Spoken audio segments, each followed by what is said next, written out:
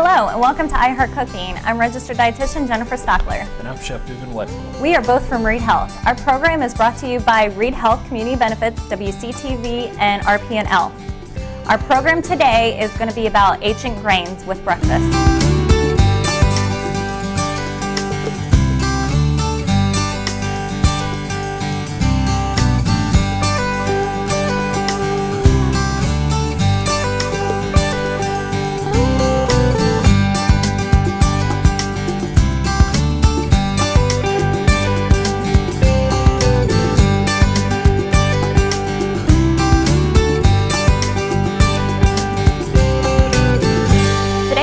Cooking, we are going to be working with ancient grains, and we're going to focus on breakfast. So ancient grains have been around for thousands of years. They're something that have dated back. One thing about ancient grains is because they're so ancient or dated back 1,000 years, they really haven't changed much as of what they provide in the nutrient aspect. The grain itself hasn't really changed. When we're talking ancient grains, you're talking chia seeds, we're talking millet, we're talking quinoa, we're talking wheat berries, which we're going to focus on chia seeds and wheat berries today. So one of the first recipes we're going to really focus on is an easy breakfast protein bar that's going to have chia seeds in it, which is something that's going to have a lot of good fats in it, some good nutrients.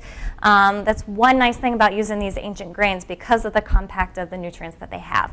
So we're going to get started with a breakfast protein bar, or basically breakfast protein ball, which is something easy, quick that you can grab on the go, but you do need to make it ahead of time. So some of the first things you're going to do is you're just basically going to throw all the ingredients together, mix it all up, put it in the fridge for 30 minutes. So Dugan over here, he actually has some dark chocolate that we're going to put into it, giving it that little sweet taste, and he's actually going to cut it up for us real quick. Absolutely. While he's cutting that up, what else we're going to use is about a cup of oats, which is something you're going to put right into the mixing bowl. About a half a cup of peanut butter that you're going to mix into it. So peanut butter, again, has a lot of those good monounsaturated fats. It has a good protein base there for you. Also, we're going to add a little bit of flax seeds there. One thing about flaxseed, the most important part of the nutrient is probably more when it's ground or it's flaxseed oil. The seed itself, when you eat it, you're not going to get a lot of that nutrient impact. So if you want more of the nutrients out of flaxseed, you can use ground flaxseed as well. We just have the whole. And you'll probably use about 2 tablespoons. And then the ancient grain that we'll be using is chia seed. It's kind of this small little round seed that you'll see. It has more of a black color to it. And that's something that it doesn't take very much, about 2 tablespoons. Nice thing about chia seeds, they work well in smoothies. You can put them in cookies. You can put them in these bars. You can cook them with lots of different things. So they're very versatile at the same time. And then for more impact, because it is a protein bowl that you're going to be having, we're going to be adding some protein, just about a tablespoon. And that. Dugan can add some of those chocolate there, just give that sweet taste to it. And who doesn't like a little bit of sweetness first thing in the morning with some chocolate? If you like big chunks of chocolate, you can leave them a little thicker, or if you'd like it to be a little more spread out, if you like chocolate in every bite, you can cut them a little smaller. It really depends on whatever your preference is. Absolutely. I know sometimes when I make these, I get those mini dark chocolate little morsel kind of chips, and those look great. I don't do anything with them. I just put them right into this. We're also going to be putting a little bit of honey, about 1/4 of a cup of honey. And the honey is going to, along with the peanut butter, is going to bind it all together so it stays together, because after it sits in the fridge, it cools off or it gets cold, and we're just going to roll these out into little balls. Let me use my hands. Actually, yeah. It's a lot easier if you've got gloves. Yeah, you can just get your hands in there and make sure everything gets distributed evenly. If you don't have gloves, spoon takes a little bit longer, but you're still going to get the same effect. So just kind of mixing it and tossing it like making dough for absolutely. Pizza or something, yeah. And if you're at home yourself, you're going to make this, you don't need to have the gloves on. You can just make sure you have clean hands. Exactly. But because others will be trying this, we do want to make sure everything's sanitary. Yeah. Almost there. But after it's all mixed together, we're going to put saran wrap over it, put it in the fridge for about 30 minutes, let it cool off. That's why it's cold enough to kind of roll together into the balls. And then we just gotta wait.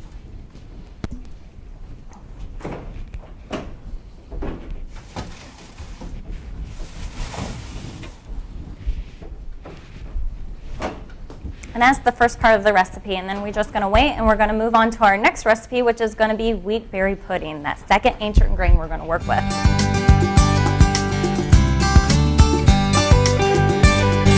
We're gonna move on to our next recipe. Since that's now sitting in the fridge for about 30 minutes, we're gonna start with that wheat berry pudding, which again is one of those ancient grains. One thing about wheat berries is they do take a long time to cook. Oh yeah. So that's something, Dugan can kind of explain that, because he actually pre-cooked these beforehand, because it takes probably, what, a good hour? It took an hour, absolutely. You're going to start your water, you're going to boil it, and you're going to add your wheat berries to it just like you would rice. Then you're going to reduce it down to a simmer and just stir it so that you make sure nothing sticks to the bottom of the pan. Keep an eye on it because it is going for an hour, and water that's simmering or boiling evaporates. So you may have to add a little bit more water to it. All you're really looking for is they're going to plump up, and they're going to have kind of a chewy texture. Yeah, so just keep an eye on it, look at it. After maybe 45 minutes, 50 minutes, you might pull a couple out, try it, sample it, see where you're at. But once they're done, the final product is going to look something like this. Almost looks like a popcorn kernel. Absolutely. When they're finished. And I mean, prior to what they look like before, is they look like basically a grain, kind of like an oatmeal rice kind of thing. And yeah, it's amazing how much they'll actually plump up and get more of that chewy texture there to it. Now something that I did after they were finished cooking, I ran them through a strainer, and I actually put my hands in there because the wheat berries have a skin on them, and you just kind of run them through your fingers. That'll get that skin off, because if you don't do it, you're going to be chewing on wheat berries for a good half hour to an hour after you actually eat them. So it's real quick, it's real simple. So while you're letting them cool off in the water, you just stick your hands in there and kind of run them through, and that will peel all those skins off for you. But like we said, we've already done that step. We're ready to go. We're ready to start our next one. So what we're going to do is add about a cup of the wheat berries into a food processor.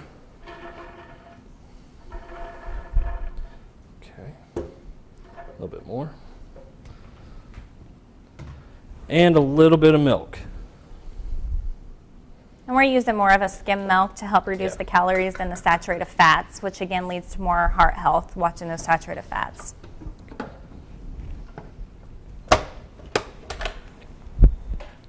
And then we're just going to blend it.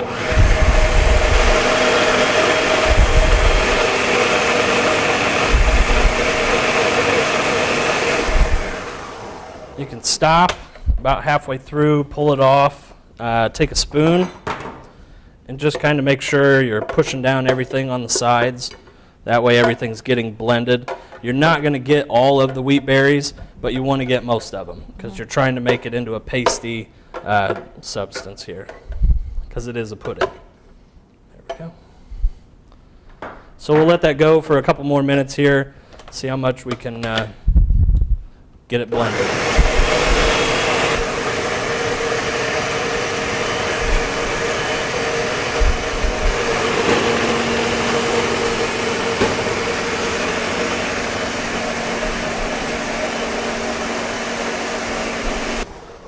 Okay, now our wheat berries are ready to be put into the pot with the rest of our ingredients here.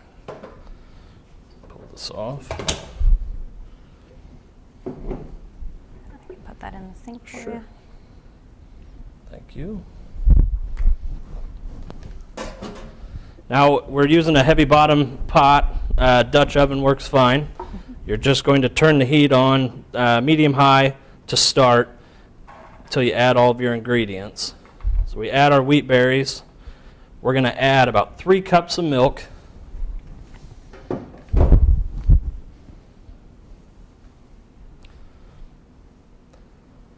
says to add a cinnamon stick. If you don't have a cinnamon stick at home, you can use regular ground cinnamon. We're going to add about 2 teaspoons into it. We're also going to put a little orange zest, give it a little bit of a acidic flavor. Real simple, microplane. You can get this at any local grocery store. You're just going to simply run it across the microplane, keeping an eye on the orange itself, because you don't want to get the white part. That's where you start getting the bitter flavor. You just want the peel itself. It's not going to take very much, maybe a teaspoon, 2 teaspoons. Now if you're using a wet orange, something with a little water in it, best thing to do is just run your finger through the bottom of it to get all of it that's caught on your microplane. Alrighty, so now we're going to let this come up to a boil. I'm going to turn it up to high, kind of mix it up a little bit to incorporate everything. Takes about 5 or 6 minutes to get it up to a boil. Turn it down to a simmer, and you're going to kind of let things thicken up a little bit. And while that's coming to a boil, we can kind of talk a little bit more about that wheat berry. Again, like I said, one of the ancient grains with it. One nice thing about the wheat berry, unlike some other grains, is that it's all intact. They take nothing out of it. So it's a complete whole grain that they have in there. That means all the nutrients are staying in there. So like the chia seeds, those are really good in omega-3 fatty acids. They have polyunsaturated fats, the good fats that we're looking for in our diets. The wheat berries are going to be really high in protein and fiber, and also have a little bit of magnesium and vitamin E in there. So just a little bit different nutrients there for you.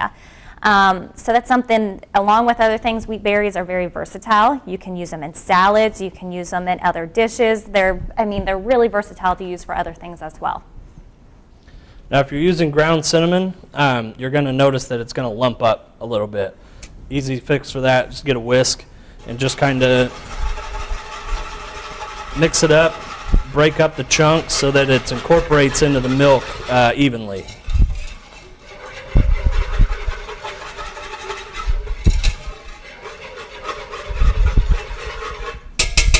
We're going to let that boil, turn it down to a simmer, and then it's just going to thicken up. It takes about 20 to 25 minutes to really get that good consistency that you're looking for the pudding. So while we're waiting for the wheat berry pudding to actually boil and to become thickened, because it does take a little bit of time, our breakfast protein bars have actually been in the fridge, and we're going to get ready to actually roll them up. So that's something that once they're cold, it just rolls up a little bit nicer.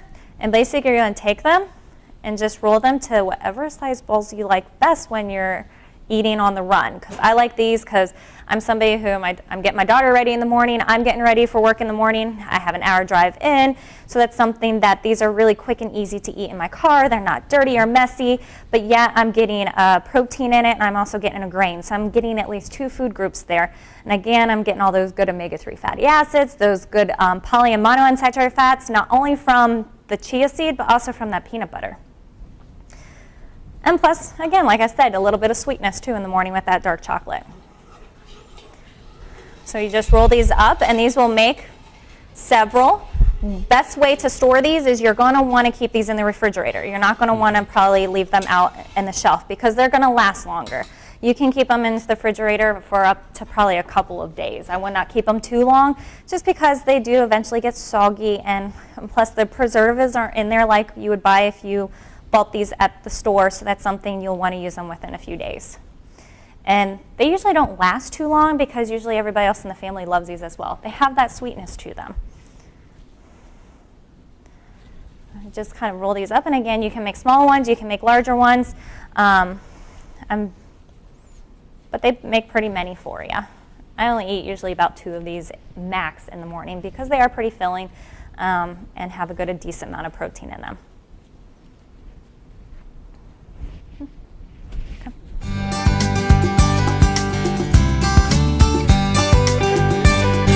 So we're almost there with our wheat berry pudding actually starting to thick up.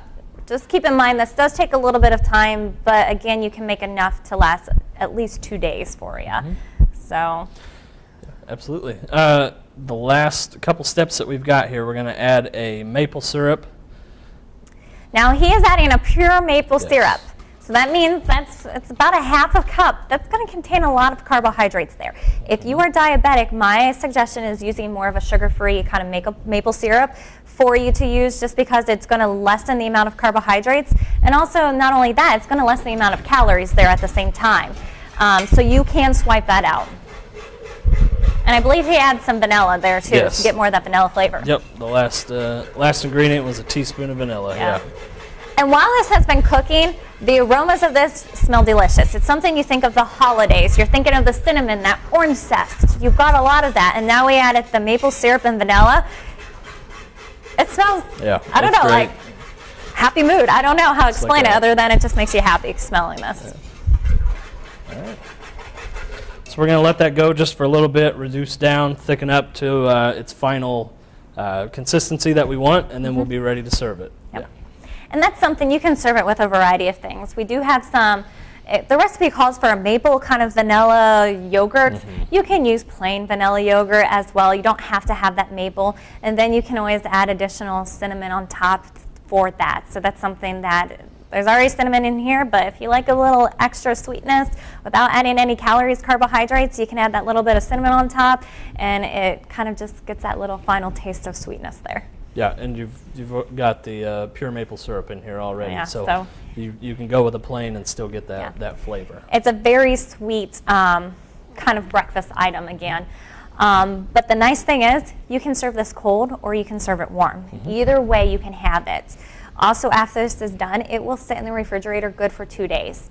If you want it longer, you can actually freeze this recipe up to 1 month in the freezer. I would not go any longer than that, just because sometimes the freezer burn and the moisture gets into it and it just doesn't taste as good as it does when it's fresh. Mm-hmm. So we allowed our wheat berry pudding to actually thicken. We dished some out into the bowl here, and you can see the wheat berries in there. We put a dollop of the vanilla yogurt on there. Could be Greek, could be regular, could have that maple flavor. It's up to you. And we're just going to sprinkle with a little bit of cinnamon on top. Again, having more of that cinnamon flavor there for you. And again, you can serve this hot or cold. Stays in the fridge for 2 days. You can have it into the freezer for a month. Just keep in mind, it does take a while for that to thicken up, so just make sure you have some time available when you're actually making this recipe.